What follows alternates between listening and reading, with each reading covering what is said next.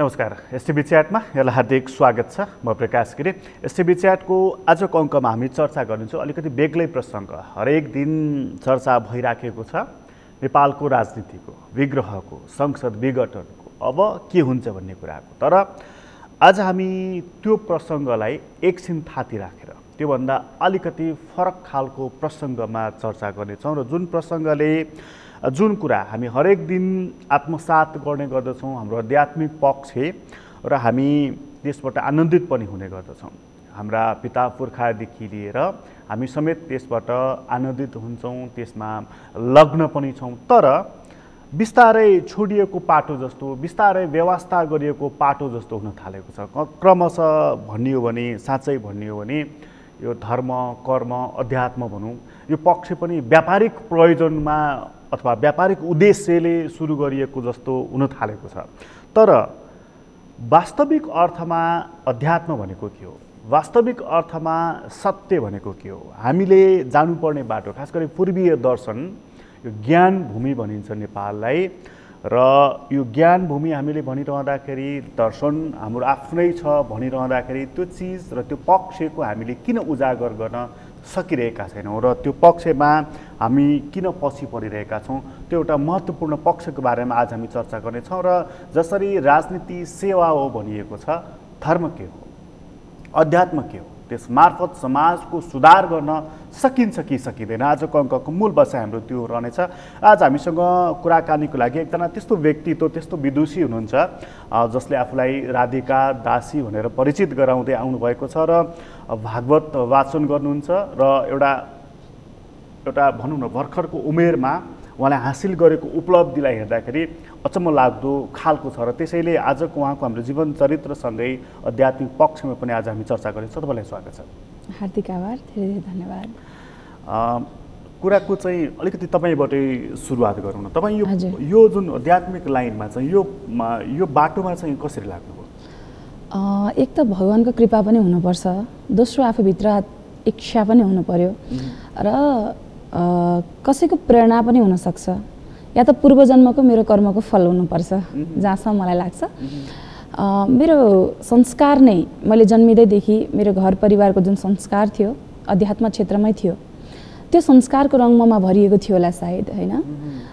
पछि मैले आफ्नो शिक्षा जुन पढाइ अगाडि बढाउँदै जाँदा जब वृन्दावनको यात्रामा गुरुदेवको प्रेरणा र ती वेदहरूका ज्ञान जब जीवनमा उतार्दै जाँदाखेरिको यो लाग्ने प्रेरणा चाहिँ सायद मलाई लाग्छ सबैतर्फबाट मिल्यो, त्यही भएर यतातिर लाग्ने प्रेरणा भयो। वृन्दावनसम्म चाहिँ कसरी पुग्यो? वृन्दावन चाहिँ म घुम्न गएको। नर्मली हामी कहाँ चाहिँ के हुन्छ नि, मान्छे पढ्छ अनि पढिसकेपछि एसएलसी पास गरिसक्यो, आजको भाषामा एसई, त्यो गरिसकेपछि यहाँ 12 पढ्यो, त्यसपछि अस्ट्रेलिया, क्यानाडा, अमेरिका त्यो खोज्छ। तपाईँ चाहिँ वृन्दावन खोज्नुभएछ? हजुर, यो चाहिँ कस्तो भयो भन्दा म चाहिँ पहिले टिचर थिएँ, यहीँ काठमाडौँमा टिचिङ गर्थेँ, पढाउँथेँ। पछि मलाई वृन्दावन चाहिँ म उपचारको लागि दिल्ली गएको थिएँ। त्यो समयमा घुम्नको लागि म वृन्दावन गएको, साँच्चै भन्नुपर्दा चाहिँ घुम्नको निमित्त गएको थिएँ। तर त्यहाँ पुगिसकेपछि जब एक किसिमको क्रेज छ त्यहाँ, जस्तै क्यानाडा, जापान, अस्ट्रेलिया, हजुरले हाम्रा नेपालीहरू चाहिँ पढिसकेपछि त्यहाँ जाने चलन। तर त्यहाँका पढेलेखेका विद्वानहरू चाहिँ धोती लगाएर, टिका चन्दन लगाएर वृन्दावनमा राधे राधे गर्दै गरेको, गीता बाँड्दै गरेको देखियो। त्यो देख्दाखेरि चाहिँ हाम्रो धर्म संस्कार संस्कृति उनीहरू बुझेर यतातिर लागे। हामी चाहिँ पढाइसकेर विदेशतिर जाने हाम्रो प्रचलन, होइन? यिनीहरू किन लागे त? केही त पक्कै छ यसमा भन्ने किसिमको ममा एक किसिममा एउटा इच्छा, उत्सुकता भनौँ न, जागृत भयो। त्यो प्रश्नले एकदमै छेड्यो। त्यसपछि त्योतर्फ हुन त सानोमा संस्कार त थियो, तर त्यो वेदको ज्ञानलाई मैले केवल रटन्ते विद्यामा आफूमा सीमित राखेका थिएँ। यो चिजमा के चाहिँ रहेछ त भन्ने कुरा चाहिँ वृन्दावन पुगेपछि जब गहन अध्ययनमा लागियो, साधु सन्तहरूको सङ्गत पाइयो, उहाँहरूको प्रवचन सुन्ने अवसर पाइयो, उहाँहरूले साँच्चै ज्ञान के रहेछ त, अथवा वेदले के सिकाएको रहेछ, गीताले के सिकाएको रहेछ भन्ने कुराको ज्ञान जब मैले आफूले चाहिँ सिक्ने अवसर पाएँ, मैले पढ्ने अवसर, लिने अवसर पाएँ, त्यसपछि चाहिँ मलाई यतातर्फ जाने चाहिँ त्यो चाहिँ लगभग कति वर्षको हाराहारीको उमेरतिर तपाईँलाई त्यो प्रश्नले बढी खोज्यो? मलाई आजभन्दा 7 वर्ष अगाडि। 7 वर्ष हजुर 7 वर्ष। त्यसपछि वृन्दावनमा जानुभयो, गुरुहरूसँगको सङ्गत भयो अनि आध्यात्मिक अध्ययनतर्फ लाग्नुभयो त्यसपछि। हजुर हजुर। अनि वृन्दावनमै अध्ययन गर्नुभयो? मैले वृन्दावनमै अध्ययन गरेँ। मेरो गुरुदेवले मलाई शिक्षा प्रदान गर्नुभयो, साथसाथै धेरै धेरै साधु सन्तहरू। त्यसपछि ती विदेशबाट जो आएका जति पनि थिए ठुल्ठुला प्रोफेसरहरू, ठुल्ठुला इन्जिनियरहरू, आइटी इन्जिनियरहरू, जसले चाहिँ गीताको ज्ञानलाई चाहिँ उहाँहरूले आफूले आफ्नो जीवनमा उतारेर जुन वर्णन गर्नुहुन्थ्यो, उहाँहरूको जुन ज्ञान, यी सबै ज्ञानहरू चाहिँ मिश्रित भएर चाहिँ ममा आएछ। त्यति अध्ययन गरिसकेपछि चाहिँ के पाउनुभयो त? यो धार्मिक कुराहरू, वेद पुराण भनेका के रहेछन्, यी चाहिँ विशुद्ध चाहिँ नि एकदम त्यो लामो कपाल पाल्ने, अब छोरा मान्छे छ भने दारी पाल्ने, छोरी मान्छे छ भने चाहिँ कपाल उत्यो गर्ने, हिँड्ने अनि भगवानको कुराहरू गर्ने, यो मात्रै रहेछ कि योभन्दा पर अरू केही महत्त्वपूर्ण कुराहरू पनि रहेछ? त्योभन्दा धेरै उच्च रहेछ। धर्म अनुशासन रहेछ, होइन? सत्कर्मलाई धारण गर्नु धर्म रहेछ। आफूले आफूलाई पहिले चिन्नुपर्ने रहेछ। ती सिकेका ज्ञानलाई आफूले आफूलाई उतारेर अनि समाजमा देखाउनु रहेछ। अध्यात्म आफू जस्तै संसारलाई देख्नु र आफूले पहिले आफूलाई चिनेर त्यो चिजलाई अरू समक्ष प्रस्फुटित गराउन सक्नु। त्यति मात्रै नभएर त्यो सत्य तत्त्व भगवानलाई चिन्नु, होइन? यी सबै कुरा जोडिन आउँदो रहेछ। हुन त म यो आधा घन्टाको समयमा म पक्कै वर्णन गर्न सक्दिनँ यो चिजलाई, तर पनि थोरै सारांशमा भन्नुपर्दा चाहिँ वास्तवमा जति पनि अघि हजुरले भने जस्तै जुन देखावटी भन्दा पनि पहिले मन साधु अनि तन साधु हुनुपर्ने रहेछ भन्ने कुरा चाहिँ त्यहाँ गएर चाहिँ मैले जान्न पाएँ। वास्तवमा सिकाएको चिजलाई चाहिँ उतार्ने भन्दा पनि हामी देखावटीतर्फ धेरै लाग्दा रहेछौँ। त्यो चिजबाट चाहिँ हामीले के गर्न सक्छौँ, वास्तवमा हाम्रो के रहेछ? वेद त संविधान रहेछ, होइन? साँच्चै जीवनमा एउटा पालन गर्नुपर्ने, वास्तवमै एउटै मात्रै श्लोकको अर्थ मात्रै पालन गर्दै पनि त्यसको जीवन धन्य हुने रहेछ। जस्तो जीवन धन्य पार्ने एउटा मन्त्र सुनाइदिनु। जस्तै हाम्रो गीताबाट मैले थोरै भन्न चाहेँ। कर्मण्यवाधिकारस्ते मा फलेषु कदाचन भनेको छ। गीतामा चाहिँ कर्म प्रधान छ। म पनि त्यसैलाई अलिकति बढी फोकस गर्छु, किनभने पहिले कर्म आफूले जस्तो गर्ने हो त्यसको फल भन्दा पनि कर्म जस्तो गरे त्यसको फल अटोमेटिकली भगवानले दिनुहुन्छ भन्ने कुराको चाहिँ त्यसमा भनिएको छ कि। र हामीलाई सम्पूर्ण धर्मशास्त्रले पनि कर्म गर, कर्म चाहिँ आफ्नो हातमा छ, अरू केही पनि छैन अरे हाम्रो हातमा। कर्म चाहिँ हामीले कस्तो गर्ने भन्ने चाहिँ हाम्रो हातमा छ। भगवानले त्यो एउटा चिज चाहिँ छुट्याइदिनु भएको छ भनेको छ। र त्यो कर्म चाहिँ व्यक्तिको हातमा भएको कारण कर्म कस्तो गर्ने, बाहिर रूपले मात्रै देखावटी गरेर गर्ने कि भित्रैबाट गर्ने, अथवा यो ईश्वर सर्वभूतानां हृदयसे अर्जुन तिष्ठति भनेको छ। प्रत्येक व्यक्तिको हृदयमा भगवान हुनुहुन्छ। भगवान नै सबै चराचर जगतलाई भगवानमै देखेर त्यो किसिमको आफूले व्यवहार गर्ने कि मैले चाहिँ लुट्ने, ठग्ने, यो गर्ने, त्यो गर्ने, त्यो पाटो वास्तवमै छुट्याइदिएको छ कि। मैले अलिकति मात्रै जोड्न चाहेँ, थोरै एउटा श्लोकबाट मात्रै मैले कर्मलाई प्राधान्यता गर्न चाहेँ, किनभने आजको जेनेरेसन चाहिँ त्योबाट धेरै पर गएको कारणले गर्दा मैले यसलाई थोरै फोकस गरेँ हुँ। यो चाहिँ गीता ज्ञान मार्फत। र गीता चाहिँ फेरि पनि म बार बार भन्ने गर्छु, गीता वास्तवमा हर व्यक्तिले पढ्न जरुरी छ। हर व्यक्तिले यो गीतामा चाहिँ के गर्नुपर्छ, के लिनुपर्छ र के दिनुपर्छ, र हामी मानव भएर जन्मेर किन यो धरतीमा आयौँ र हामीले गरेर जाने के हो, त्यो कुराको ज्ञान चाहिँ वास्तवमै गीतामा छ। अघि तपाईँले त्योभन्दा अगाडि एउटा वाक्य बोल्दिनु थियो, सबैभन्दा पहिला चाहिँ वृन्दावनमा पुगेपछि पहिला मैले आफूलाई चिन्ने, होइन? हजुर। चिनेपछि अनि संसार के रहेछ भन्ने अनि चिन्ने बाटोतर्फ लाग्ने। आफूलाई चिन्दाखेरि त अब तपाईँ त भनौँ न अलिकति भर्खरको उमेरको मानिस, त्यहाँ पनि उपचार गराउन जानुभएको थियो, तर त्यो प्रश्नले तपाईँलाई सताएको हुनाले यो कुराहरू अध्ययन गर्नतर्फ लाग्नुभयो। त्यो चिन्दै जाँदा चाहिँ आफूलाई के रहेछ भन्ने थाहा पाउनु, म के रहेछु भन्ने थाहा पाउनु। हामीभित्र आत्मा छ, होइन? परमात्माको अंश नै आत्मा हो, जुन अकाट्य छ। यो न त कहिले मर्छ न त कहिले जन्मन्छ। एउटा खोल फेर्ने हो हाम्रो यो शरीर भनेको, एउटा खोल हो। र खोलमा प्रवेश गरिरहँदा यो मानव जीवन जुन पाएर भगवानको अंश रूपी त्यो आत्मालाई हामीले विराजमान गर्न पाएका छौँ भने यो करोडौँ वर्षको तपस्यापछि मानव जीवन पाउँदा पनि हामीले केही गर्न सकेनौँ भने त्यो जीव मरेतुल्य हो भन्छु। त्यो किसिमको आभास मैले प्राप्त गरेँ। र भगवानका अंश भएर जन्मेर पनि हामी दैत्यको कर्म जस्तो गरिरहेछौँ, होइन, हामी मानव भएर जन्मेर परमात्माले हामीलाई यति सुन्दर सृष्टिमा जन्म दिनुभयो, यति सुन्दर शरीर प्रदान गर्नुभयो। यी सबै कुरा हुँदाहुँदै पनि हामीले त्यसले साँच्चीकै गर्नुपर्ने कर्म छोडेर अन्यत्रतर्फ लागेका रहेछौँ।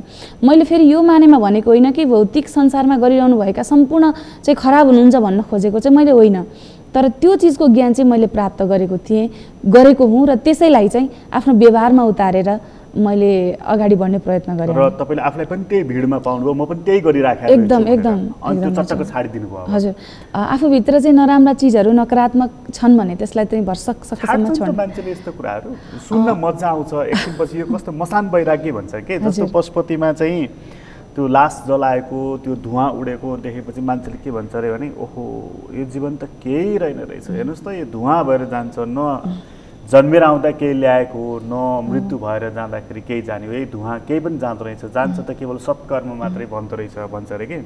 जब गौशालामा आइपुग्छ अनि त्यहीँबाट उसले सुरु गर्न थालिहाल्छ खुराफात गर्नको लागि, उसको लुछाचुडी त्यहीँबाट प्रारम्भ भइहाल्छ क्या। यस्तै खालको त होइन कतै हामीभित्र सबै थोक छ कि, काम क्रोध लोभ मोह ईर्ष्या द्वेष घमण्ड अहङ्कार कति बेला कुनले टच गरिरह हुन्छ, तर त्यसलाई कन्ट्रोल गर्न सक्नु नै त शान्त मन भएको सन्त हो कि। म सन्त भनेको मैले अघि मतलब भेष मात्रै भन्दा पनि मनलाई शान्त गर्न सक्नु। हुन त सबै थोक छ त्यो मानवमा, त्यो गुण हो, भरिसकेको गुण। हजुरले भने जस्तै जब त्यो धुवाँलाई देख्यो तब धुवाँलाई देख्दा चाहिँ के रहेछ र भन्ने उसमा त्यो भावना आयो। तर जब लाग्दछ अघि जब आफ्नो कर्ममा तर्फ लाग्दछ तब उसले के गर्छ त भन्दाखेरि फेरि उसमा द्वेष ल्याउँदछ अथवा फेरि अटोमेटिकली फेरि पहिलाको अवस्थामा ऊ फर्कन्छ होइन। आफूलाई नियन्त्रण गर्न सक्नु र त्यो भनौँ न त्यो खुराफातलाई त्यो लुछाचुडीलाई त्यो वैमनस्यतालाई त्यो आवेगलाई नियन्त्रण गर्न सक्नु चाहिँ के हो? त्यो नियन्त्रण गर्न सक्नु नै वास्तवमा सन्यासी हो कि वास्तवमा सन्त हो, वास्तवमा अध्यात्म क्षेत्रमा लागेको बाटोमा हिँडेको व्यक्ति हो। घर छोडेर हिँड्नु परिवार छोडेर हिँड्नु चाहिँ सन्त होइन। भन्न खोजेको परिवारै छोडेर हिँड्दा मात्र यदि उसले चाहिँ प्राप्त गर्न सकेन, जुन ज्ञान चाहिँ आफूभित्र आत्मज्ञान उजागर गर्न सकेन भने त्यो के सन्त भयो त? तपाईको भाषामा चाहिँ अध्यात्म के हो? सम्पूर्ण चराचर जगतलाई आफू स्वरूप देख्नु, आत्मस्वरूप देख्नु, भगवानका अंशहरू स्वरूप देख्नु वास्तवमै अध्यात्म हो। त्यो चाहिँ जति पनि प्राणी छन् हजुर ती सबैलाई एउटा भगवानको अध्यात्म भगवानकै नजरबाट देख्न सक्नु। यो चराचर जगतमै चाहिँ यी सबै मेरा आफ्ना हुन् अथवा प्रेम भाव सहित सबैलाई समेटेर लिएर जान सक्नु, आफू स्वरूप संसारमयलाई देख्नु नै अध्यात्म हो। अहिले मान्छेले किन त्यसरी देखिराखेको छैन? कलियुग व्याप्त भएर हुन सक्छ होइन, र मानव एउटा तुच्छ प्राणी जसलाई चाहिँ अज्ञानता अहिलेको जुन प्रेजेन्ट एजुकेसनले यति धेरै हजुरलाई त्यो भौतिकवादी बनाइदियो। अध्यात्मले संसारलाई एक बनाउन सिकाउँछ, भौतिकताले आफूलाई मात्रै माथि लान सिकाइरहेछ कि अहिले आजको व्यक्तिलाई मात्रै। यो चाहिँ अहिलेको एजुकेसनले पनि कस्तो गराइरहेछ भने हामीलाई पढ्ने डिग्री हासिल गर्ने अघि हजुरले भने जस्तो अनि विदेश जाने कमाउने आफ्नो परिवार मात्रै पाल्ने भन्ने खालको एजुकेसन दिइरहेछ, पैसा कमाउने हजुर सोझो भाषामा। तर अध्यात्मले चाहिँ वास्तवमा सबैलाई समेटेर लिएर जाने, मैले के दिने भन्ने कुरा सिकाउँछ कि। मैले चाहिँ के दिने लिने होइन, मैले चाहिँ के दिने समाजको लागि राष्ट्रको लागि मैले यो जीवन पाएको छु भने यसबाट मैले के दिन सक्छु होइन, मैले के दिने भन्ने कुराको र मैले के गर्नुपर्छ भन्ने कुराको चाहिँ त्यसले आत्मबोध गराउँछ। अहिलेको एजुकेसनले चाहिँ अलिकति मान्छेलाई यति धेरै भौतिकतावादी यति धेरै बन्धनमा बाँधिदियो कि उसले आफ्नो परिवार अब त हुँदा परिवार पनि हेर्न छोडिसकेको छ व्यक्तिगत स्वार्थमा होइन। आज चाहिँ पहिले त परिवारमा कमसेकम घरको दाजुभाइले चाहिँ एउटा बाबुआमा चाहिँ पाल्नुपर्छ भन्ने चाहिँ थियो नि त, जे भए पनि एउटा कल्चर संस्कार भनौँ न, एउटा मैले छोटो उसलाई जोड्न चाहेँ त्यो एउटा थियो। आज त त्यो पनि छुटेर आज चाहिँ कस्तो हुँदैछ भने एउटै घरमा आमा बाबा बस्छन् भने पनि तल छुट्टै भान्सामा पकाउने, आफू छुट्टैमा। मतलब भन्न खोजेको यसले चाहिँ तोड्दैछ कि यसलाई। तर यो धर्मले चाहिँ हाम्रो सबै अध्यात्मले चाहिँ जोड्ने काम गर्छ। अध्यात्मले चाहिँ यसलाई जोड्छ। हजुर, त्यसमै मानिसहरू अहिले आध्यात्मिक छैनन्, त्यसकारण उनीहरू चाहिँ बिस्तारै क्रमशः चाहिँ एउटा घर छ, 4वटा परिवार हुन्छ त्यहाँ, बाबु छोरा बाबु आमा एकातर्फ, छोरा छोरा अर्कोतर्फ, 2टा छोरा छन् भने उसको अझ अलगतर्फ होइन, छोरी कता, यो टाइपको हो भयो। त्यसपछि टुट्दैछ यो हाम्रो हिजोको जुन संयुक्त परिवार थियो नि, हाम्रो आफ्नो खास विशेषता थियो पूर्वीय संसारको, त्यो रहेन अबदेखि। अध्यात्मले जोड्छ, अनुशासन हो भन्नुभयो तपाईँले, सत्य चाहिँ के हो त त्यसपछि? सत्य त अकाट्य हो, जुन एक रसमा रहन्छ, हिजो पनि थियो, आज पनि छ, भोलि पनि रहन्छ। यो भगवानलाई वास्तवमा सत्य रूपले हामीले प्रणाम गर्छौँ। कस्तो छ भने हामीले आफ्नो जति पनि धर्म मान्ने व्यक्तिहरू हुनुहुन्छ भनौँ, अथवा जति पनि भगवानलाई मान्ने व्यक्ति हुनुहुन्छ, कसैले चाहिँ कृष्ण प्रेम अथवा कृष्णलाई प्रेम गर्नुहोला, कसैले रामलाई, कसैले नारायणलाई, कसैले आफ्नो अथवा जय मातादी भन्नुहोला, सबै आफ्नो नामले पुकारे तापनि वास्तवमा भगवान चाहिँ सत्य स्वरूप हुनुहुन्छ भनिएको छ क्या शास्त्रले चाहिँ। सत्य चाहिँ भगवान हुनुहुन्छ भनेको छ र शास्त्र कुनै आकार छ भगवानको? कुनै आकारै छैन, न कुनै आकार छ, न कुनै रङ छ, न त कुनै स्वरूप छ भनेको छ, केवल सत्य हुनुहुन्छ भनेको छ कि। तर हामी बजारमा अनेक खालका चित्रहरू देख्छौँ, त्यो चाहिँ शिव प्रेम होस् भनेर, विष्णु भनेपछि यस्तो, ब्रह्मा भनेपछि यस्तो एउटा आकार बनाएका एकदम त्यो चाहिँ यो व्यक्तिले बनाएको हो क्या आकार चाहिँ। एउटा कस्तो भने मनले, भावले, प्रेमले, त्यो प्रेम रहोस्, त्यो प्रति आस्था रहोस्, त्यो प्रति विश्वास रहोस् भनेर एउटा आकार मान्यौँ भने त हामीले त्यसलाई पूजन गर्ने भयौँ नि।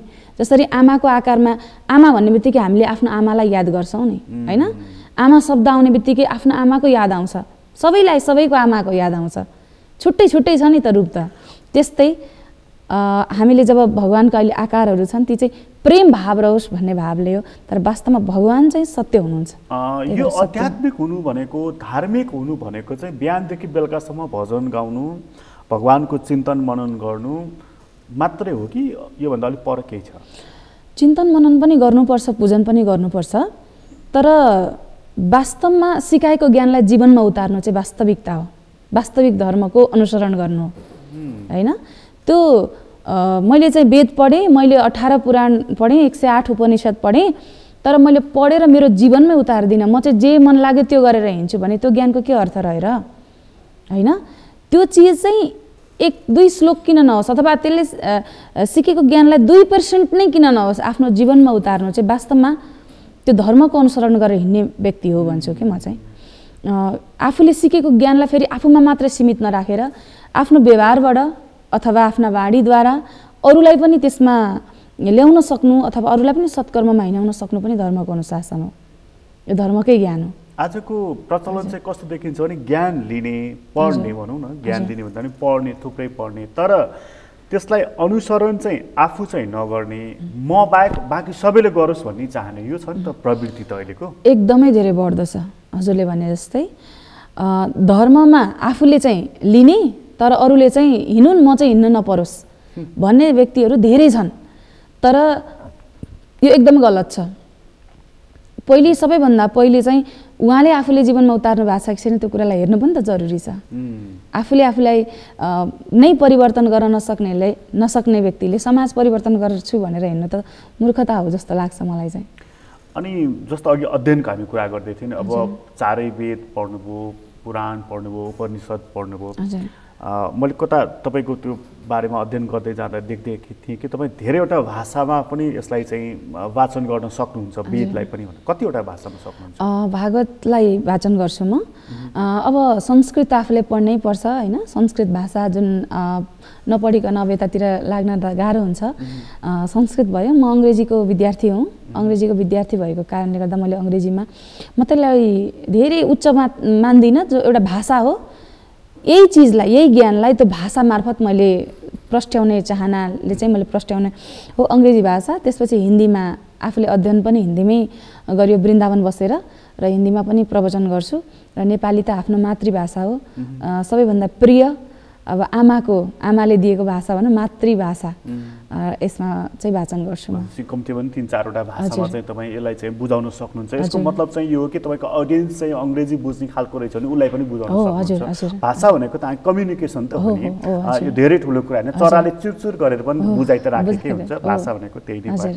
अब यो जुन यो वेदको कुरा छ नि, जस्तो हामी कहाँ एउटा परम्परागत एउटा शास्त्रीय मान्यता, महिलाले पढ्ने वेद होइन, कतिले छुन पनि दिँदैनन्, कतिले चाहिँ के भन्छन्। जब तपाईँले यो वेद पढ्नुभयो, पुराणहरू पढ्नुभयो, उपनिषदहरू, गीताको कुरा गरि नै हाल्नुभयो, त्यो पढ्दाखेरि चाहिँ म के पाउँछु भन्दाखेरि यसो तपाईँले हेर्नुभयो होला कि हामी कहाँ चाहिँ खास गरी त्यसमा केही दोषहरू छन्, त्यसका केही कमजोरीहरू छन्, राजको युग सुहाउँदो छैनन् ती कुराहरू भनेर चाहिँ नि निकै ठुलो टिका टिप्पणीहरू हुन्छ। तपाईँले अध्ययन गर्दाखेरि चाहिँ वास्तवमा त्यसको कथा सारमा जाँदाखेरि त्यसका अंशहरू मन्त्र वेदका मन्त्रहरू उच्चारण गर्दाखेरि त्यस्तो के पाउनुभयो कि त्यो साँच्चै अलिकति दोषपूर्ण छन् कि वास्तवमा त्यसको व्याख्याको समस्या हो? व्याख्याकै समस्या हो समग्रमा भन्नुपर्दा चाहिँ। तर हजुरलाई एउटा कुरा बताउनु चाहिँ, वेदलाई हामी माताको रूपमा पूजा गर्छौँ, वेद माता भन्छौँ हामी। वेद नै स्त्रीको रूपमा हामी मान्छौँ, माता आमाको रूपमा मान्छौँ। वेदका प्रत्येक शब्दहरू ऋचाहरू स्त्री हुन्। वेदभित्रको महामन्त्र गायत्री मन्त्र स्त्री हो होइन। त्यसपछि वेदले सिकाएका ज्ञानहरू हामीले साँच्चै नै हेर्ने हो भने सम्पूर्ण प्राय स्त्री छन् कि। धरतीलाई पनि माता भन्छौँ नि हामी, स्त्री हो। वृक्ष तुलसीलाई पनि माता भन्छौँ, गौ माता भन्छौँ, जललाई पनि माता भन्छौँ, प्रकृतिलाई माता भन्छौँ होइन। बुझेर गहिरो अध्ययन गर्दा त प्राय स्त्री बिना त पुरुष एकदमै असहज हुँदो रहेछ, चल्नै नसकिने रहेछ। स्त्री शक्तिदायिनी रहेछन् होइन। वेदलाई त आमाको रूपमा मानिएको रहेछ। आज चाहिँ हामीलाई विद्याको आवश्यकता पर्यो भने सरस्वती माता नै पुकार्छौँ, धनको आवश्यकता पर्यो लक्ष्मी माता पुकार्छौँ, शक्तिको आवश्यकता पर्यो गौरीलाई पुकार्छौँ होइन। अरू देवी देवताहरूको पूजनमा हेर्दा शिवरात्रि 1 दिन हुन्छ, कृष्ण जन्माष्टमी 1 दिन होला, तर नवरात्रि 9 दिन हुन्छ। आमालाई त्यो स्थानमा छ। स्त्री त्यो बुझाइको कमी होइन, बुझाइको कमी र बुझाउने व्यक्तिको पनि कमी चाहिँ मैले महसुस गरेँ। र सत्ययुगतिर हेर्दाखेरि चाहिँ गार्गी मैत्री जस्ता यस्ता विद्वान नारीहरू, जो स्त्रीहरू जसले शङ्कराचार्यहरूलाई परास्त गर्न सफल भए, त्यस्ता व्यक्तिहरू थिए। तर त्यो चिजको बुझाइकै कमी हो। आज चाहिँ कस्तो भइदियो भने अरूले भनेको सुनेर हामीले त्यो चिजलाई मान्ने भयौँ, तर त्योतर्फ जाने चाहिँ भएनौँ कि। हामीले आफै गहिरो अध्ययन गरेर पढ्नु पर्यो नि पहिले। मूल कुरा चाहिँ अध्ययनको समस्या हो, अध्ययनको समस्या। कसैले भनिदियो हामी सुन्यौँ हो एकदम। अहिलेको जेनेरेसनलाई सोधौँ त गीता ज्ञान कतिजनाले पढेका छन् भनेर सोधौँ त। गीतालाई चाहिँ हातले छोएर चाहिँ कसम चाहिँ खान्छन् मान्छेले होइन, जे बोल्छु साँचो बोल्छु भन्ने। त्यो भित्र के छ थाहा छैन। घरमा पूजा गरेर राखिन्छ गीतालाई, हो पूजा गर्नुपर्छ ठिक छ, किनकि त्यो ज्ञान महाज्ञान छ कि त्यो। तर पूजा मात्र होइन, त्यो भित्र के छ त्यो कुरा जान्नु पनि पर्छ। आज चाहिँ नेपालीमा पनि पाइन्छ नि, वेदलाई नेपालीमा पनि पढ्न पाइरहेछौँ, संस्कृतै जान्नुपर्छ भन्ने छैन नि। तर त्यो चिजको ज्ञान चाहिँ साँच्चै हामीले हासिल गर्दा यो पो रहेछ त भन्ने कुरा चाहिँ थाहा पाएर बोल्नु राम्रो कि सुनेको भरमा चाहिँ टिका टिप्पणी गरेर नकारात्मक चिजहरूलाई चाहिँ अगाडि लिएर हिँड्नु राम्रो। यत्र नारीयस्तु पूज्यन्ते रमन्ते तत्र देवता। जहाँ नारीको पूजन हुन्छ भगवान् त त्यहाँ रमन गर्न आउनुहुन्छ अरे, घुम्न आउनुहुन्छ भनेको छ भने त्यो स्थानमा छ। हाम्रो बुझाइ नै अलिकति बुझाउँदाखेरि कमी भयो, अथवा पुरुष प्रधान देशमा अलिकति पछाडि पारियो, अथवा हामी नै त्यो बाटोमा लागेनौँ होइन। हामीले जे पढ्नु पर्थ्यो, जे अब हिजोको दिनमा स्कुलमा संस्कृत भाषा थिए होइन, स्कुलमा नैतिक शिक्षाको पढाइ हुन्थ्यो। तर आज वर्ल्डको युनिभर्सिटी हेरौँ, कहाँ छ र संस्कार विद्यालय, कहाँ छ र नैतिक शिक्षा पढाउने स्थान। हामीलाई केवल अरूले लेखिदिएको एउटा पुस्तकमा रटेर 3 घण्टाको एक्जाम दिएर चाहिँ हामीले भविष्य निर्धारण गर्छौँ। त्यो व्यक्तिको आचरण, त्यो व्यक्तिको व्यवहारिक ज्ञान, त्यो व्यक्तिले चाहिँ न त त्यसलाई अध्यात्मले टच गर्न सक्यो, न त त्यसलाई संस्कारले टच गर्यो, त्यो तर्फ भयो कि। र यो चाहिँ बुझाइ र बुझाउने व्यक्तिको कमी नै भन्छु म। बुझाउने व्यक्तिको पनि कमी भयो। अनि अध्ययनको सन्दर्भमा जस्तो चाहिँ के महिलाहरूले चाहिँ वेद पढ्नुहुन्न आदि इत्यादि भन्ने छ र? पहिले चाहिँ भन्ने चलन थियो। कारण के रहेछ त्यसको? मलाई जहाँसम्म लाग्छ पुरुष प्रधान समाजले अलिकति बिचको समयमा आएर, पहिले पनि थिएन, यो बिचको समयमा आएर चाहिँ यसलाई अलिकति डिबेटमा ल्याएको हो कि जस्तो चाहिँ मलाई लाग्छ। तर वास्तवमै शास्त्र पढेर हेर्दाखेरि कहीँ पनि नारीलाई यति उच्च स्थानमा राखेको छ, यति सम्मानमा राखेको छ, त्यो कहीँ पनि छैन।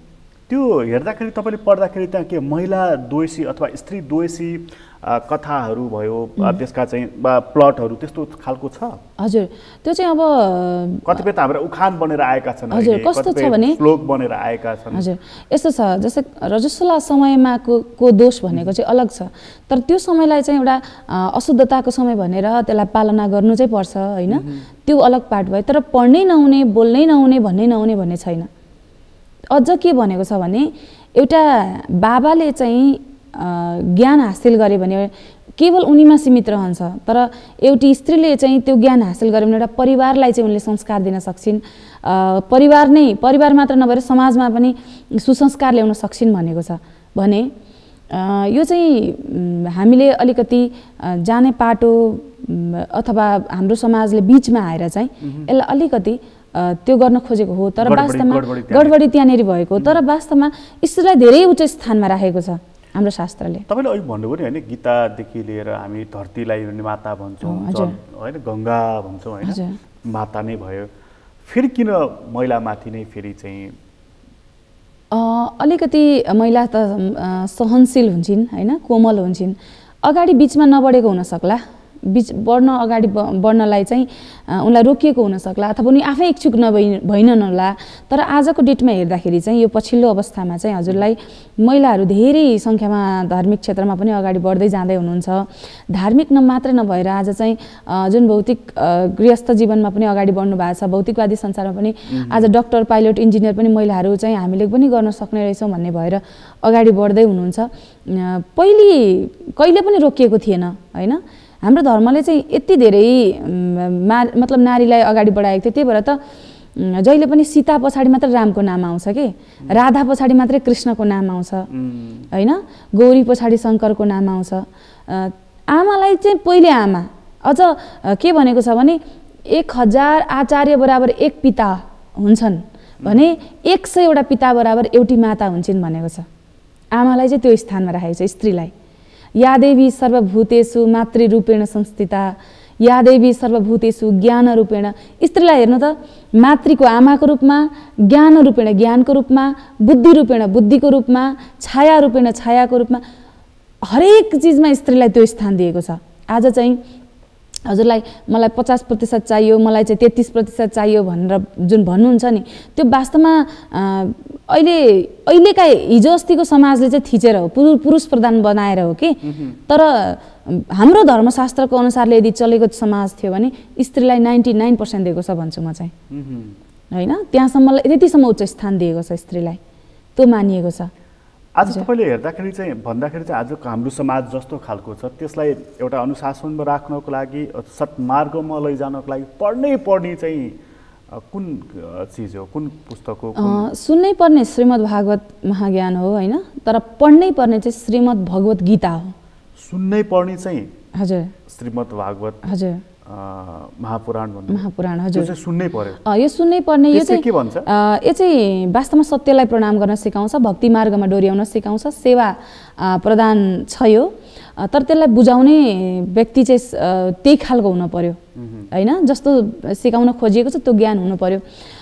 तर पढ्नै पर्ने चाहिँ हर व्यक्तिले पढ्नै पर्ने चाहिँ आज 3 करोड नेपालीले पढ्नै पर्ने भन्छु म चाहिँ गीता ज्ञान हो। किनभने गीतामा यो फर्स्ट बेस्ट मोटिभेसनल बुक हो साँच्चै हेर्ने भने वर्ल्डको। आज ठुल्ठुला विद्वानहरूलाई जब इन्टरभ्यू लिइन्छ त्यति बेला हजुर यो कसरी यो स्थानमा पुग्नुभन्दा धेरैको मुखबाट मैले सुन्न पाएको छु, यो मैले भगवत गीता पढेको कारण यहाँ आइपुगेको छु भन्नुभएको छ। भने गीतामा त्यो ज्ञान छ कि वास्तवमा मानव भएर जन्मिएर के गर्नुपर्छ त, कसरी जानुपर्छ त, के हो त मैले गर्ने, अथवा मेरो कर्म के हो, त्यो सम्पूर्ण 700 श्लोक भएको गीतामा चाहिँ उल्लेख गरिएको छ। त्यो चाहिँ पढ्नै पर्छ हजुर, हरेकले। हजुर त्यो चाहिँ कसम खाने बेला मात्रै गीताको कसम खान्छु भन्ने होइन कि पढ्ने। अब चाहिँ मनले नै कसम खाएर भन्नु पर्यो म गीता पढ्छु भनेर चाहिँ त्यो चाहिँ भावना हुनु पर्यो कि कसम खानलाई मात्र होइन कि मनैदेखि चाहिँ कस्तो गर्ने भनेर सिकाउँछ। हजुर हजुर। र तपाईलाई मैले चाहिँ यसमा हुन त आफ्नो भाग छ, यसमा कुनै सन्यास धर्म, गृहस्थ धर्म आफ्नो छ, कर्म प्रधान पनि छ होइन। र यसमा चाहिँ कर्मलाई चाहिँ म अलि बढी फोकस गरेको कारण म आफू पनि, किनभने कर्म कस्तो गर्ने, कर्मलाई आफूलाई पनि जीवनमा उतारेको कारणले गर्दा चाहिँ पढ्नुस् भन्छु। यो आध्यात्मिक पाटोबाट, धर्मको पाटोबाट जस्तो राजनीति सेवा हो भनिन्छ नि, त्यसले चाहिँ व्यापक रूपमा सेवा अथवा सुधारको त्यसले गराउँछ। धर्मले पनि गराउँछ? धर्मले त 100% गराउँछ यदि लाग्ने हो भने। कसरी गराउँछ भन्नुहोस् त? धर्मले सिकाएको ज्ञानलाई आफ्नो जीवनमा उतार्ने हो नि त, त्यो अनुशासनलाई आफ्नो जीवनमा उतार्ने हो नि। आज हामी संविधान लेख्छौँ नि, आजको संविधान लेखिन्छ, संविधान लेखिसकेपछि फलानु फलानु कर्म गर्नलाई यो दण्ड दिइन्छ भनेर भनिन्छ। तर हाम्रो चाहिँ वेद संविधान जुन छ, वेदमा पहिले लेखिसकेको छ यो गर्नुहुन्छ यो गर्नु हुँदैन, तर त्यसको फल चाहिँ यहाँ आँखाले देख्ने गरी नदिएर उहाँ परमात्माले दिनुहुन्छ कि। तर त्यसमा एउटा जीवनमा अमूर्त एउटा कुरा छ नि हैन, जस्तो चाहिँ अब जस्तो तपाईले अमूर्त भनिहाल्नु भयो भन्दा त, जस्तो चाहिँ नर्कमा जान्छ, अब कहाँ छ त्यो नर्क, कसले दिने हो त्यो दण्ड, त्यसको त त्यो उसको आजको भौतिकवादी दुनियाँमा त त्यो मान्छेले विश्वास गर्दैन नि। हजुर हजुर, त्यो विश्वास नगर्नु आफ्नो ठाउँमा छ, त्यो अलग पाटो हो, मैले त्यसलाई तल राखेँ। ठिक छ, मैले कर्म कस्तो गर्दैछु त्यसको फल त मैले भोग्नै पर्छ, मैले गरेको कर्मको फल त मैले भोग्नै पर्छ। मैले चोरी गरेँ, डकैती गरेँ भने मैले त जेल त जानु पर्यो नि। भोलि मलाई त्यो कर्म भनेको चाहिँ मैले चोरी नगरेको भए मैले जानै पर्ने थिएन नि, मैले राम्रो कर्म गरेको भए त मैले त्यसको फल त पाउँथेँ नि त, अवश्य पाउँथेँ। तर आजको डेटमा चाहिँ के भइदियो भने यति धेरै कलिले व्याप्त भइदियो कि आज चाहिँ संविधान लेख्नुपर्ने र कानुनले अहिले दण्ड दिनुपर्ने, तर पनि कस्तो चाहिँ भइरहेछ भने सही व्यक्तिले कानुनको दण्ड चाहिँ पाएको छ त, त्यो पनि त हेर्न सकिन्छ नि। तर हाम्रो संविधान, हाम्रो वेदले चाहिँ सही व्यक्तिलाई नै दण्ड दिन्छ, दोषीलाई नै दिन्छ। समय वेट गर्नुपर्छ, समय कुर्नुपर्छ त्यसको लागि, तर त्यसले पाउँछ। तर अहिलेको संविधानमा चाहिँ दोषी हुन पनि सक्छ, नहुन पनि सक्छ। भनेपछि वेद चाहिँ त्यो मूल संविधान हो। हजुर हजुर, र त्यसले दण्डको पनि कुरा गर्छ, पुरस्कारको पनि कुरा गर्छ हैन। कतिपय कुराहरू अमूर्त जस्ता लाग्दछन् कि त्यसैलाई मानिसहरूले मान्दैनन्। राजनीतिक रूपमा त विषय विवादित छ, हामी धर्म मान्दैनौँ भन्ने एक खालका छन्, एक खालका आफ्नो ठाउँमा छन्। तर धर्मले अथवा यो आध्यात्मिक पाटोबाट पनि समाजको सुधार गर्न सकिन्छ भन्ने तपाईँलाई जबरजस्त रूपमा लाग्छ? हजुर। र हामी कहाँ त्यस्तो काम भइराखेको छ? हजुर, भइरहेछ। अहिले चाहिँ मैले भक्ति र सेवाद्वारा समाज रूपान्तरणको प्रयास भनेर एउटा माया घर नेपाल भन्ने संस्थाको सुरुवात गरेको छु, जुन चाहिँ सेवा मार्फत समाजमा भक्ति अनि सेवा दुवैलाई जोडेर 18 पुराणमा अन्तिममा वेदव्यासजीले भन्नुभएको छ, अष्टादश पुराणेषु व्यासस्य वचनम द्वयम परोपकार पुण्याय पापाय परपीडनम। 18 पुराणमा अन्तिममा म एउटा श्लोक भन्छु, जुन सार भन्छु, परोपकार जस्तो पुण्य केही छैन, परपीडा जस्तो पाप पनि केही छैन है भन्नुभएको छ। यो के सिकाउन खोज्नुभयो त वेदव्यासजीले जुन लेख्नुभयो, त्यो के सिकाउन खोज्नुभयो त भन्दा परोपकार त पुण्य रहेछ हैन, सबैको आफू स्वर सबैलाई देख्न सक्नु त्योभन्दा ठुलो पुण्य आत्मज्ञान त केही छैन, अर्कालाई दुःख दिनु जस्तो पाप पनि केही छैन रहेछ। र मैले पनि आफूले सिकेका ज्ञानहरू र भगवान प्रतिको मेरो भक्ति र यी दुवैलाई जोडेर एउटा सेवा मार्फत र ती शास्त्रहरूले दिएको जुन अघि मैले भने धर्म अनुशासन, त्यही अनुशासनलाई फलो गर्दै चाहिँ एउटा माया घर नेपाल भन्ने संस्थाको सुरुवात भएको छ, जसले चाहिँ सेवाद्वारा समाज भक्ति र सेवालाई जोडेर समाज रूपान्तरणको प्रयास गरेको छ। र त्यसले मूल रूपमा चाहिँ के काम गर्छ? परोपकार त भन्नुभयो, तर स्पेसिफिक काम चाहिँ के गर्छ? हजुर, माया घर नेपालले चाहिँ हजुरलाई सडकमा बसेका जति पनि व्यवहारिसीहरू छन् हैन, जसले चाहिँ भगवान नै सहारा मानेर बसेका छन् भन्नु पर्यो, खुल्ला आकाशलाई छानो मानेर धरतीलाई चाहिँ ओछ्यान बनाएर बिहान के खाउँ बेलुका के खाउँ कोही सहारा छैन, ती अवस्थामा भएका व्यक्तिहरूलाई चाहिँ माया घर नेपालले आफ्ना सन्तान मानेर, आफ्ना छोराछोरी मानेर आमाको माया दिने घरको रूपमा उहाँहरूलाई उठाएर लिएर आउने। त्यसपछि उहाँहरूलाई सबैभन्दा पहिले गर्नुपर्ने ट्रिटमेन्ट हुन्छ, उपचार हुन्छ, किनभने अहिलेसम्म हामीले पाएकोमा 90% चाहिँ मेन्टल पेसेन्टहरू छन्, मनोरोगीहरू छन् हामीले सडकमा पाएका व्यक्तिहरूमा। उहाँहरूलाई चाहिँ ल्याएर उपचार गर्छौँ। उपचार पश्चात अब कति समय लाग्छ परिवर्तन ल्याउन, बिहान योग ध्यान मेडिटेसनद्वारा चाहिँ सबैभन्दा छिटो मैले चेन्ज पाएको महसुस गरेको छु व्यक्तिमा। उहाँहरूलाई जब परिवर्तन गर्दै लिएर आयो, जब ठिक हुनुहुन्छ, ठिक भइसकेपछि मेरो घर फलानु ठाउँमा हो, मेरो घर यहाँ थियो, मेरो आफन्त छन् भनेर भन्नुभयो भने हामी उहाँ पुर्याउन जान्छौँ, सकेसम्म पुनर्मिलन गराउँछौँ। किनभने आफन्त आफ्नो घरबाट कोही पनि बाहिर ननिस्किउन् हैन, घरमा रहेका बाबा आमा भगवान सर हुन्, जिउँदो भगवान सर हुन्, सबैमा भगवान देख्न सकौँ, परिवारमा मेल रहन सकोस्, सडकमा कोही नआउन् भन्ने नै धारणा हो। माया घरको लक्ष्य पनि त्यही हो। उहाँहरूलाई हामी चाहिँ घरमा पुर्याउने कोसिस गर्छौँ। घरमा पुर्याउँदाखेरि कति त 14 वर्ष 20 वर्ष 21 वर्ष पछिको मिलन पनि हुन्छ उहाँहरूको होइन। वर्षौँदेखि घर छोडेर हिँडेको आज बल्ल भेट भयो भनेर रुनु पनि हुन्छ। कतिपय अवस्था चाहिँ अब घरमा राख्ने वातावरणै नहुने जस्तो पनि हुन्छ। आमाको विवाह अर्कैसँग भइसकेका हुन्छ, कसैको बाबाले अब अर्को विवाह गरिसक्नु भएको हुन्छ, त्यहीँ छोराछोरी भइसकेका हुन्छन्। अब त्यो व्यक्ति फेरि त्यहाँ पुग्दा फेरि सडकमा आउने जस्तो पनि अवस्था हुन्छ कत्तिको। र त्यस्तो अनि कसैको चाहिँ अब हामीले मनोरोगीका औषधिहरू खाइरहेका लिएर जाँदाखेरि चाहिँ उहाँहरूलाई चाहिँ फेरि त्यो औषधि खान सक्ने अवस्थै नहुने होइन, फेरि सडकमै आउनुपर्ने, फेरि मनोरोगी हुने, त्यस्तालाई फेरि हामी माया घरमै चाहिँ हामी ल्याउँछौँ। तर त्यसमा एउटा आर्थिक पाटो जोडिन्छ नि, त्यो कसरी सञ्चालन गर्ने त? अहिले माया घरमा चाहिँ भावनाको कुरा अब परोपकार गर्ने भन्ने कुरा, तर अब आजको दुनियाँमा त फेरि आर्थिक पक्षको त जोडेर आउँछ नि। एकदम आर्थिक पक्षले चाहिँ माया घरलाई वास्तवमै सुरुवाती क्षणमा त एकदमै धेरै गाह्रो भयो। सुरुवात गर्दा चाहिँ म एउटा पुराण वाचिका भएको कारणले पनि मैले पुराण गरेरै त्यहाँ सुरुवात भयो र स्थानीयवासीहरूले जमिन प्रदान गर्नुभयो, केही मात्रामा दान गर्नुभयो उहाँहरूले। लगभग 5.5 कट्ठा जग्गा हामीलाई दान प्राप्त भएको थियो र पछि उठेको रकमले हामीले थपेर 7.5 कट्ठा जग्गा जमिन बनायौँ र त्यसमा म पुराण वाचिका पुराण गर्दै केही रकम सङ्कलित ल्याउँदै 2-4 वटा इँटा थप्दै गर्दै सानो भवन टहरा जस्तो भवन हामीले 5 कोठाको 6 कोठाको बनाउन सफल भयौँ।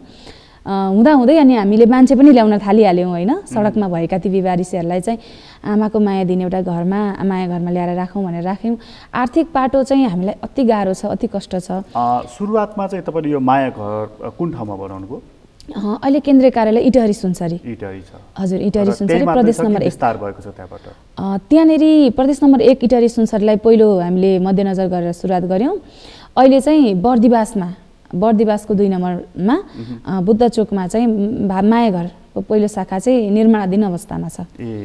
यसलाई विस्तार गर्दै हुनुहुन्छ? एकदमै विस्तार गर्दै। मूल स्रोत चाहिँ तपाईँले जुन पुराण वाचन गर्नुहुन्छ त्यसबाट जुन आम्दानी हुन्छ त्यो चाहिँ नि फेरि यता यो माया घरमा लगाउनु भएको छ कि जहाँ जो सडकमा रहेका बालबालिकाहरू छन् तिनीहरूको संरक्षणलाई उपचारलाई खर्च गर्नुहुन्छ? हजुर, यो एउटा स्रोत भयो। अर्को चाहिँ कस्तो छ भने विभिन्न सङ्घ संस्थाहरू lions club, red cross society भए, जेसिसहरू भए, उहाँहरूले चाहिँ त्यहाँ खाद्यान्न सामग्रीहरू ल्याइदिनुहुन्छ कहिलेकाहीँ। कोही चाहिँ दाताहरू जन्मदिन मनाउन आइदिनुहुन्छ।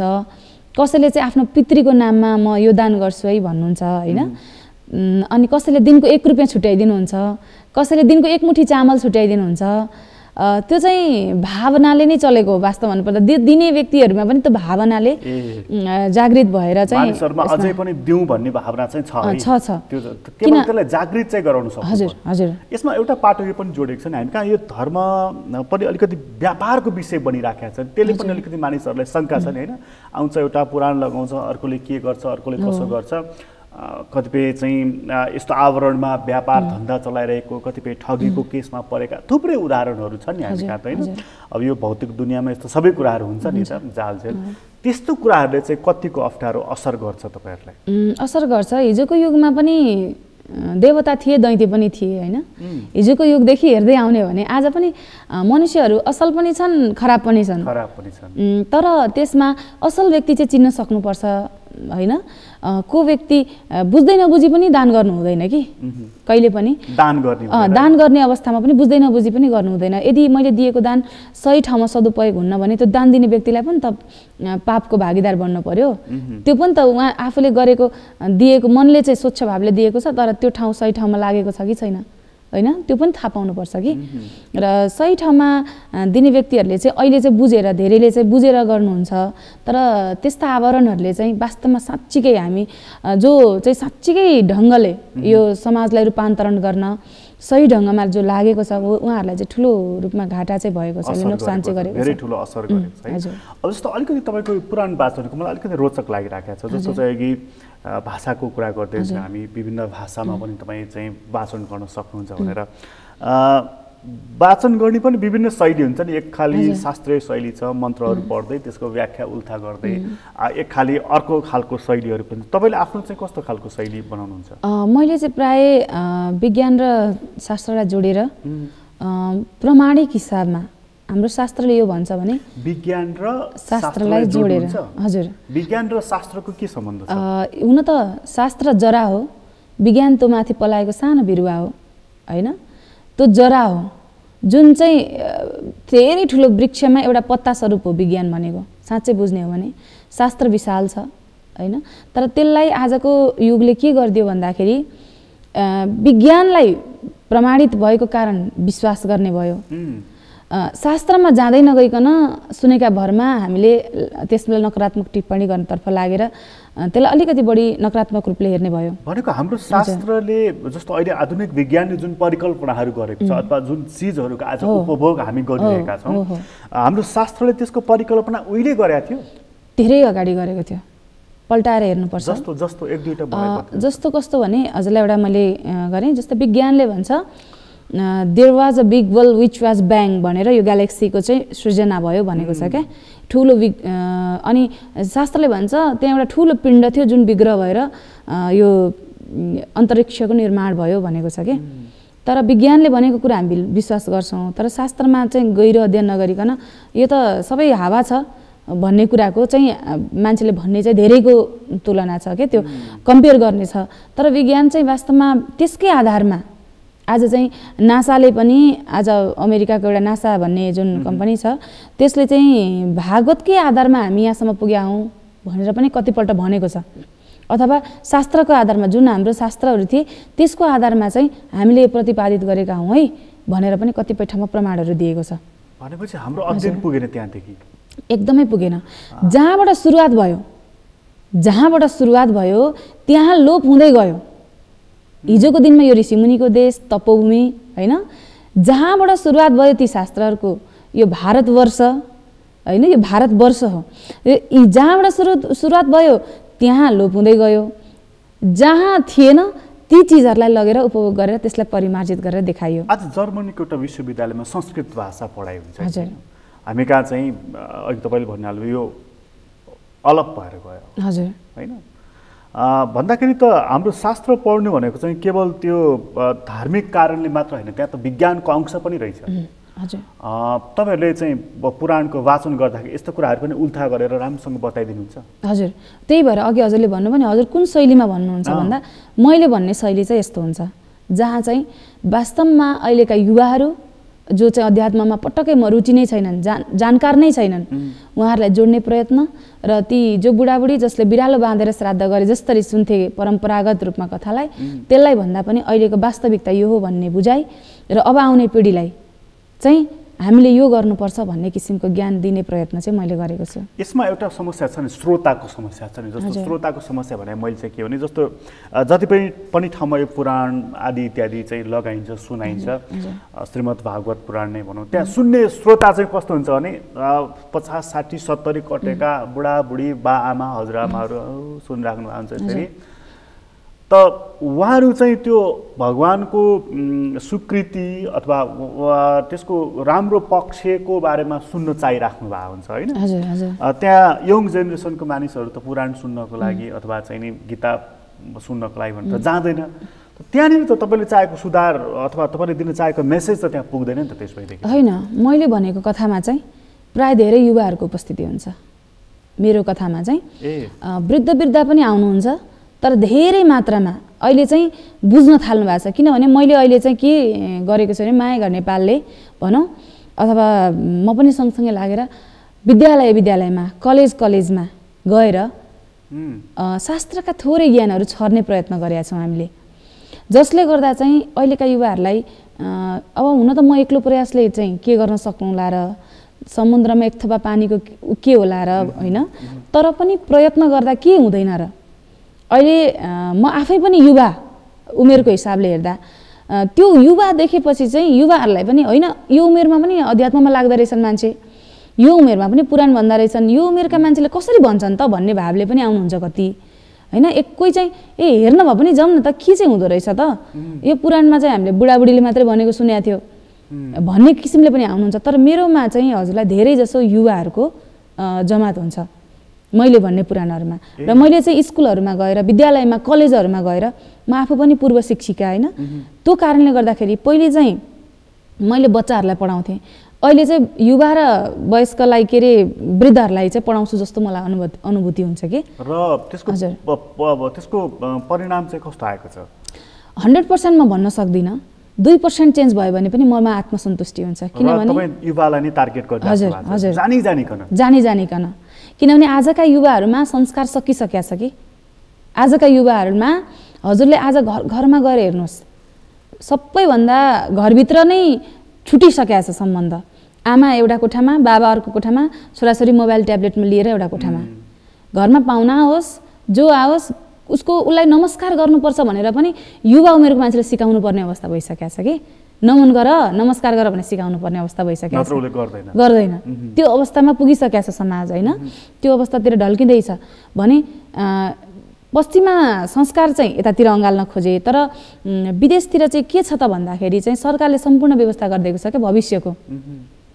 भविष्यमा वृद्धमा यहाँ बस्ने ओल्ड केयर सेन्टरदेखि लिएर सबै छ। तर नेपालमा चाहिँ त्यो संस्कार सकियो भने साँच्चै भन्यो भने भोलिको दिन भयावह अवस्था आउँछ। हामी कहाँ चाहिँ तपाईँले बडा महत्त्वपूर्ण कुरा गर्नुभयो। हाम्रो युवाहरूमा चाहिँ संस्कार चाहिँ होइन, त्यो चाहिँ क्रमशः हराउँदै गइरहेको हुन्छ। ऊ बोल्दैन, ऊ नम्र छैन र एकदम बढी रिसाउँछ। हो, एकदम।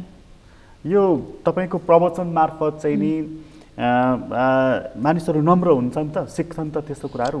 धेरै। मैले अघि पनि भने नि 100% सफलता मलाई प्राप्त नहोला, तर त्यहाँ आएका 10 जना व्यक्ति सुध्रियो भने पनि र सुध्रिएको पनि छन्। यो चिज चाहिँ यो व्यक्तिको समस्या हो कि हाम्रो राज्यको समग्र नीतिको समस्या हो? नीतिकै समस्या हो। नीति मात्रै पनि भन्दिनँ म।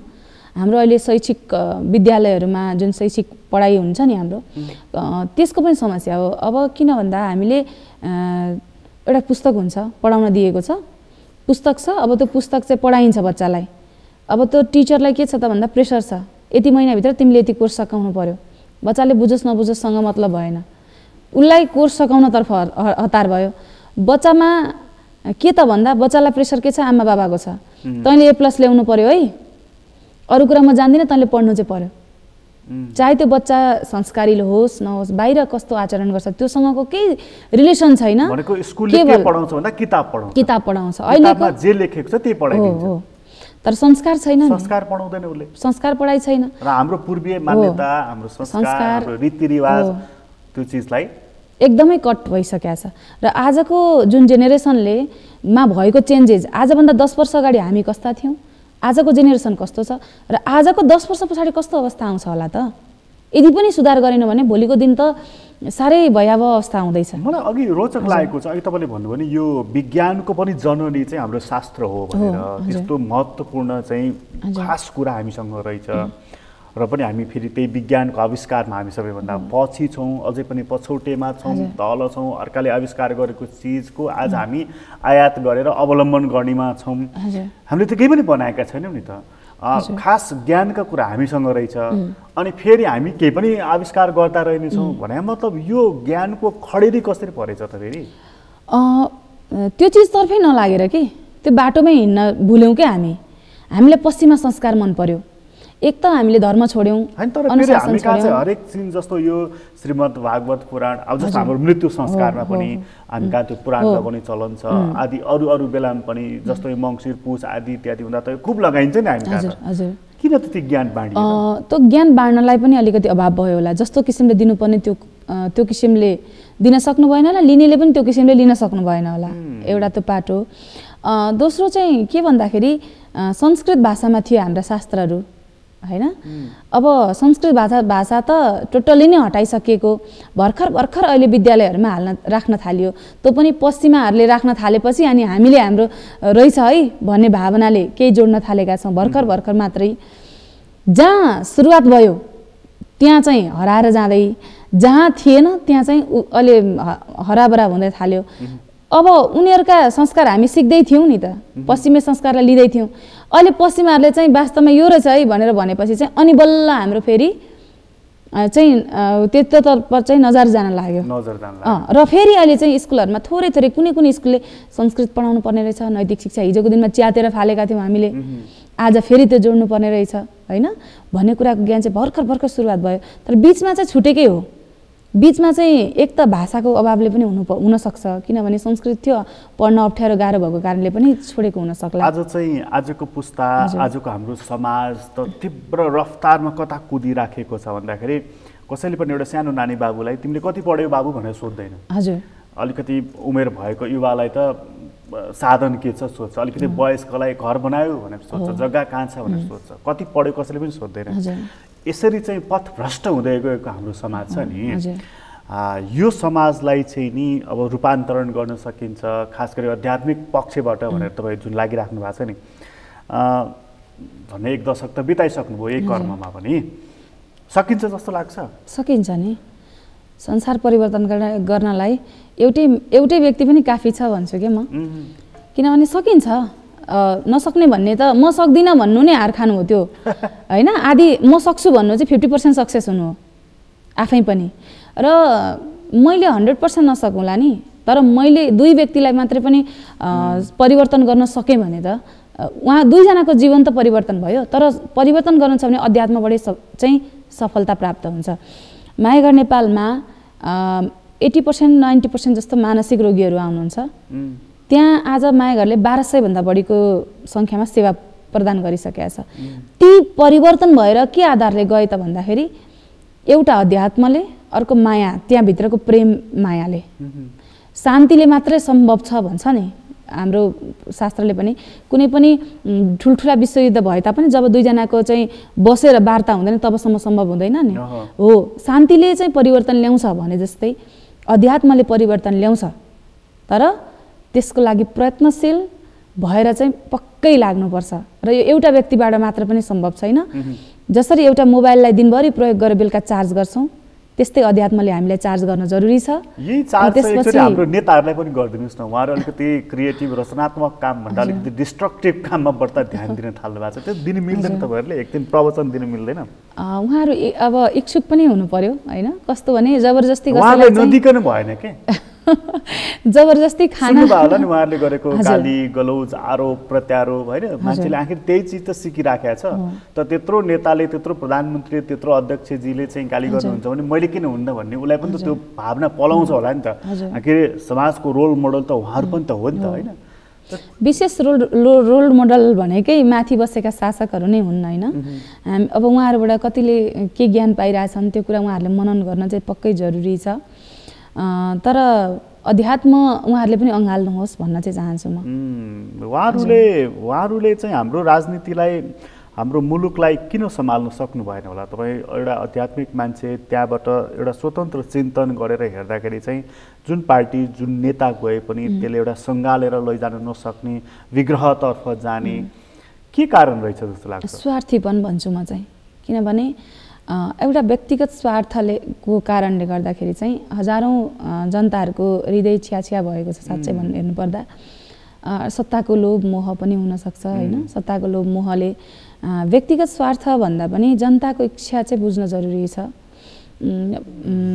पहिले जुन हाम्रा ग्रन्थहरूमा लेखेका राजा महाराजाहरूको चाहिँ कथाहरू सुन्दाखेरि भनौँ, अथवा भगवान् श्री राम नै एउटा उदाहरण लिँदा चाहिँ मर्यादा पुरुषोत्तमको रूपमा जसरी शासन गर्नुभयो उहाँले, ती शासन नीतिहरू चाहिँ अहिले परिमार्जित आफ्नो मनले चाहिँ एउटा कुर्सी लालच सत्ताको लोभले गर्दाखेरि तीहरू छोडेर अध्यात्मदेखि धेरै पर गएर व्यक्तिगत स्वार्थलाई अलिकति बढी जोड दिनुभयो कि जस्तो चाहिँ लाग्छ। स्वतन्त्र रूपमा यसो हेर्दाखेरि चाहिँ जनताको मन उहाँले छाम्न सक्नुभयो। जनताको मन, किनभने देश भनेको जनताको हो, होइन? शासन गर्ने व्यक्तिको होइन, जनताको हो देश भनेको। जनता जे चाहन्छन् त्यो शासकले गर्नु भनेकै वास्तवमा राज्यको नीतिलाई अपनाएर अगाडि बढ्नु हो, होइन? त्यो चाहिँ उहाँहरूले बुझ्नुहोस् भन्न चाहन्छु। हस्, तपाईँलाई धेरै धेरै धन्यवाद हामीलाई समय दिनुभयो, यहाँसम्म आइदिनु भयो, यति महत्त्वपूर्ण ज्ञानका कुराहरू हामीले सुन्न पायौँ। यहाँलाई फेरि धेरै धेरै धन्यवाद। हजुर, टेलिभिजन परिवार लगायत हजुरलाई पनि धेरै धेरै धन्यवाद दिन चाहन्छु, जसले मेरो आवाजहरूलाई सम्पूर्ण जनमानस समक्ष पुग्ने अवसर प्रदान गर्नुभयो। आदरणीय दर्शक, तपाईँलाई पनि धन्यवाद। आज हामीले कुराकानी गऱ्यौँ एकजना त्यस्तो व्यक्तित्व जसले एउटा सानै उमेरमा अध्यात्मको पक्षमा लाग्नुभयो, अध्ययन गर्नुभयो र आज धेरैवटा भाषामा हाम्रो वेदको पुराणको वाचन गर्न सक्ने क्षमता सामर्थ्य हासिल गर्नुभएको छ। उहाँसँग हामीले कुराकानी गरेका थियौँ। राधिका दासी भनेर उहाँले अहिले आफूलाई नाम यसरी चिनाइराख्नु भएको छ। उहाँसँगको कुराकानी अहिलेलाई यति नै। एसटिभी च्याटबाट म प्रकाश क्रीडा बिदा दिनु। सर्वत्र टेलिभिजन हेर्दै गर्नुहोला। नमस्कार।